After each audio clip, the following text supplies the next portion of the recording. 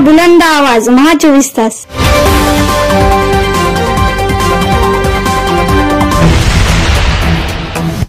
लोकांनी, जनतेने हा प्रचार धुडकावून बाबूराव कदम यांच्या पाठीशी उभे टाकले आणि प्रचंड मत आज बाबूराव कदम यांच्या धनुष्यबाण आणि शनिवार मिळालेला आहे आणि बाबूराव कदम हा प्रचंड मताने 25 ते 30 हजार मताधिक्यानं आज या ठिकाणी निवडून येणार आहे। बहीण या योजनेचा सुद्धा मोठ्या प्रमाणावर भरभरून आम्हाला या ठिकाणी त्याची मदत झालेली आहे।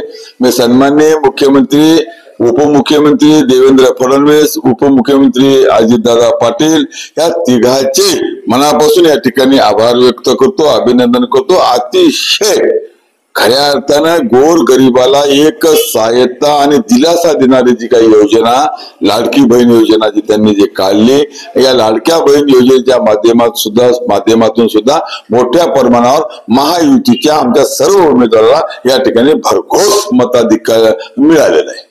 सर्व कार्यकर्त्यांना माझं आव्हान आहे की विजय आपला आहे, विजय हा अटळ आहे। बाबूराव कदम हे 100% निवडून येणार आहे आणि त्याच्यामुळे शांततेमध्ये संयमानं कुठेही गालबोट या विजयाला लागू नये, काय कुठलाही आतताई करू नये।